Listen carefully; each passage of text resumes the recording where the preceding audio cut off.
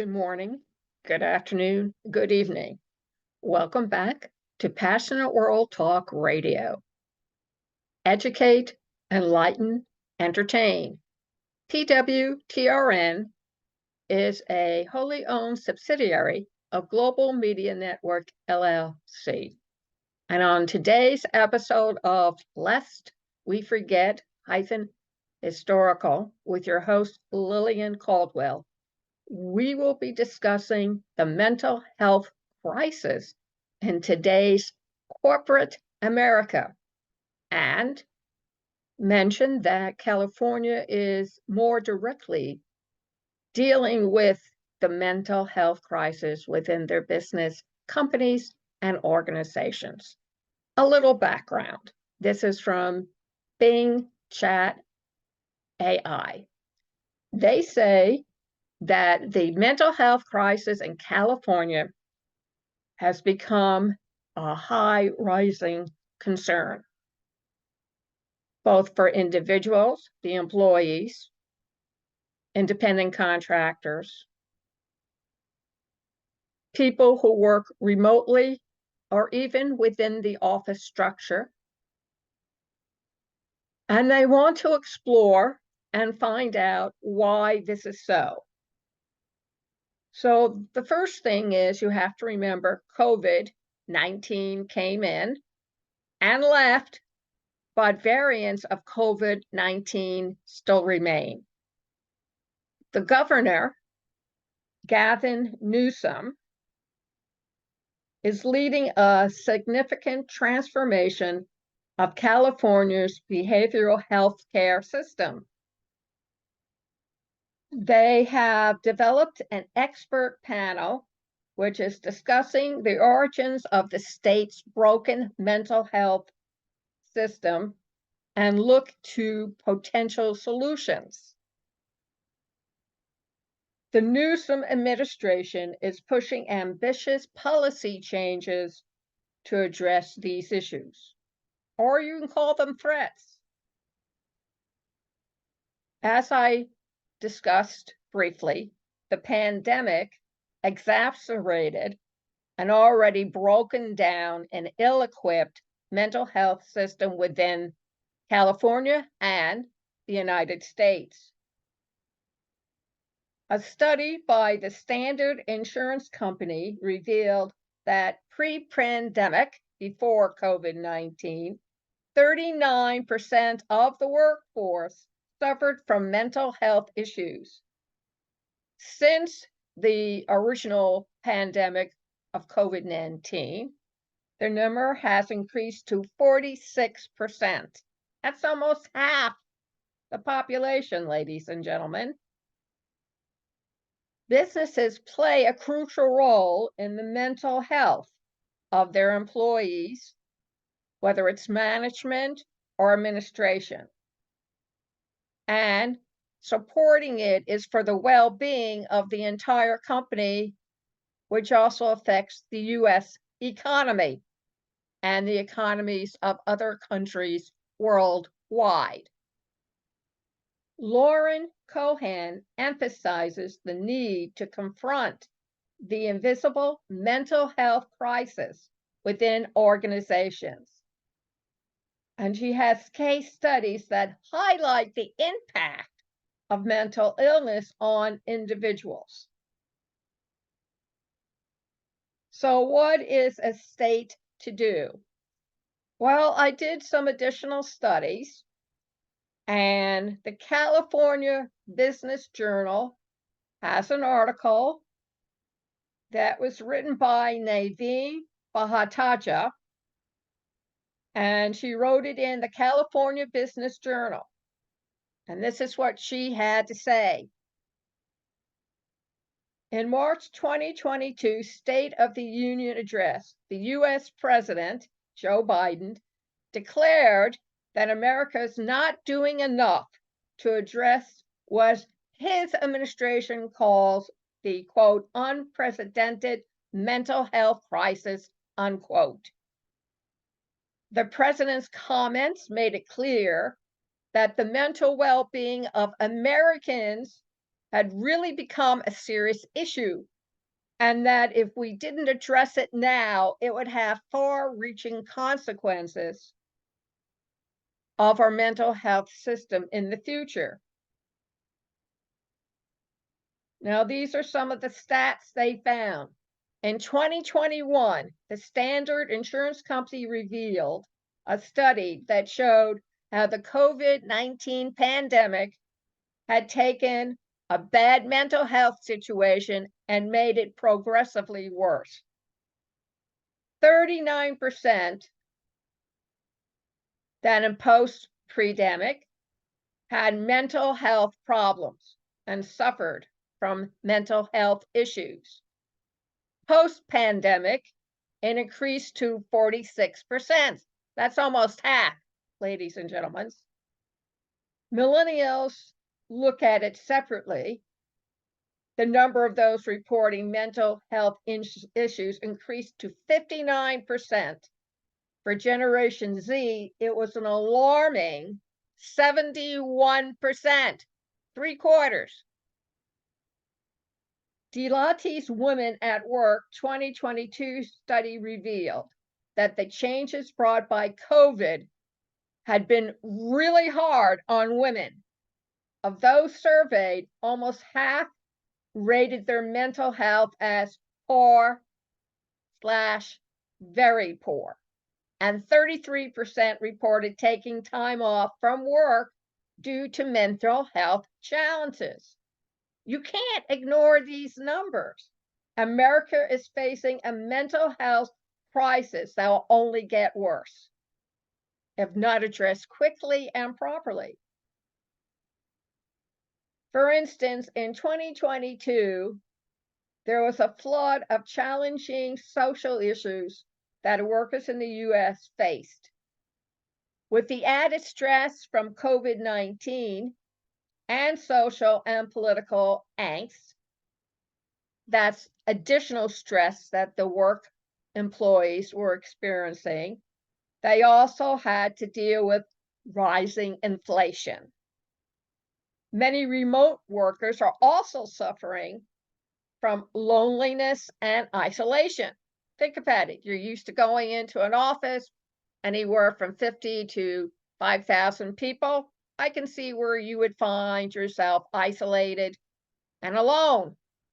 My grandson told me his teacher provided every one of her 30 students a tablet, and every Thursday at 2 o'clock, mandatory. They all used a link, they all went into a conference room, they all got together and they talked and chatted with the teacher and amongst themselves to try to get rid of some of the isolation and the loneliness these kids face because they no longer had the other 29 or 30 classmates with them, talking to them daily. As companies look to revise their return to work policies, and where only the COVID has subsided, there are some workers that are still left scrambling to adjust their living situations with regard to home health and, yes, daycare needs. My kid came to work with me plenty of times because the daycare was inadequate. I couldn't afford to pay for that month. Bad weather prevented it from opening, or it was closed. So I had to take the child in with me, and he would sit behind my desk, drawing or reading a book, out of sight, out of mind, quiet. From a financial perspective, the numbers are just as bad. The Standard Insurance Company survey found that during that pandemic, mental health issues were causing 65% of employees to lose 10 or more hours of productivity per week. The World Health Organization determined that depression and anxiety issues alone cost the global economy an estimated $1 trillion each year. Think about that. The American Psychological Association recently described our mental health as, quote, sustained survival mode, unquote. The good news is that businesses are starting to increase the amount of attention that they're giving to the mental health issue. However, it's not really receiving enough for the attention it really needs to succeed. According to a 2022 joint study by the Society for Human Resource Management and Asuka Pharmaceutical Company, only 32% HR professionals say offering mental health resources to their company's employers is a quote, high priority, unquote. The study went on to reveal a number of stumbling blocks that are keeping businesses from elevating efforts to help employees in the mental health arena. It showed that 33% of businesses simply haven't thought about workplace mental health, and that 27% were unsure of which benefits to provide. In addition, a survey found that 21% said providing help was too expensive. Have we heard that before?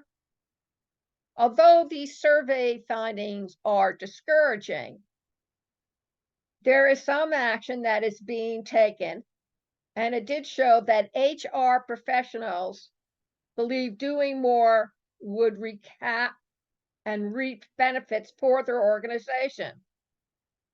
88% said it could boost productivity. 86% said it could increase employee retention, and 72% said it attracts new talent.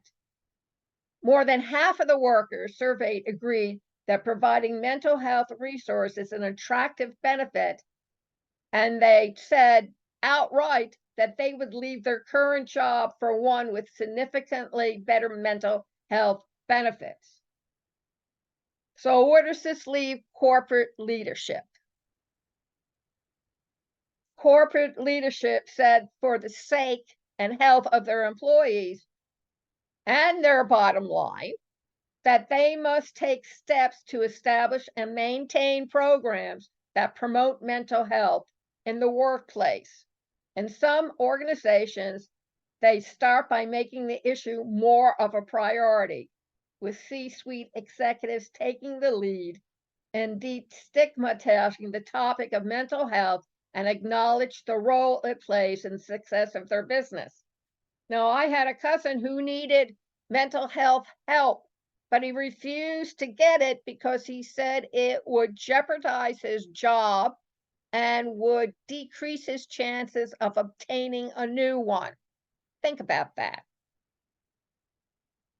According to a survey done by McKinsey, 65% of employers said they would support mental health well or very well. Only 51% of employees agreed with that. One way to fix the disconnect is to survey employees to find out what they would be most helpful to them. And armed with their employee feedback, employers may find it necessary to reassess policy, looking specifically at a paid time off, in-office or online resources, and the internal communication strategies that are used to address relevant issues. Our mental health, it underpins every aspect of employee well-being, productivity, and retention. Traditionally, we've seen a lack of access to quality professionals, which created structural barriers to achieving mental health parity, especially for people of color and LGBTQ+ communities. While some mental health is offered, it has fallen short. A solution like NeoMind, MEOMIND, the world's first therapy platform, can help to reduce employee turnover and burnout, increase employee productivity, and lower healthcare costs. NeoMind is able to fill in the gap by providing 24/7 access to pre-recorded sessions between therapists and clients, and further support employees with the events, mental health scores, journaling, coaching, exercises, and diversity focus.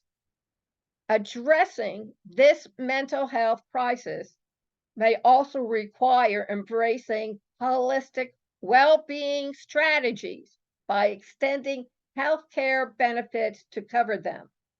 These benefits can include acupuncture, massage, meditation, yoga, brain spotting, transcranial magnetic stimulation, biofeedback, and more. Individuals exploring mental wellness supplements like Noobru, Noobru, insights for authentic Noobru, Noobru reviews to inform their holistic approach to mental health. And two, we as a nation address the mental health within our business organizations, like California is doing. We are not going to be able to prevent our employees from becoming depressed, anxiety-ridden, and inoculations for viruses. There are some diseases that also induce depression, like lupus, systemic lupus, for example, an autoimmune disease. You don't think that can happen, but it can. If you have cancer, if you get diabetes and you can't afford your medication, your anxiety for not obtaining it, that is a mental health issue. Avoiding the next great health crisis requires that corporations acknowledge the dangers presented by ignoring mental health in the workplace and the steps to prioritize it with appropriate solution. Naveen Bhateja, Bhateja, an EVP and Chief People Officer at Metadata Solution, leads all aspects of the company's global human resources.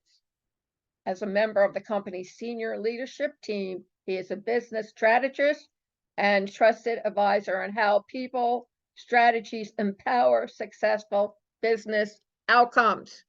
I want to thank you for listening to this episode of Mental Health Illnesses in Corporate America and California. You can listen to this all over again on YouTube, underline PWR Network, Talk Radio, pwtalkradio.com. Also at passionateworldtalkradio.com. Look at the blog. Number 2, there's a new book out. It's been revamped, written by Vicki Esther Chang and Lillian Cauldwell. Gold Nuggets, digital strategies for podcasting. It's over at Amazon.com. Look it up under Vicki Esther Chang, Chang. Are you interested in becoming a podcast or a program host? Then come check out PassionateWorldTalkRadio.com and see what you can do as a host on our station. We are heard in over 172 countries, and since our beginning, we have had over 10 million listeners to our station. Text us at 484-364-1032 or go to the website. There is an answer phone. Put your name, put your email, put your phone number. Best time to call and let us know that you're interested in becoming a host on Passionate World Talk Radio. Again, thank you very much for listening. And remember, please keep listening. Thank you.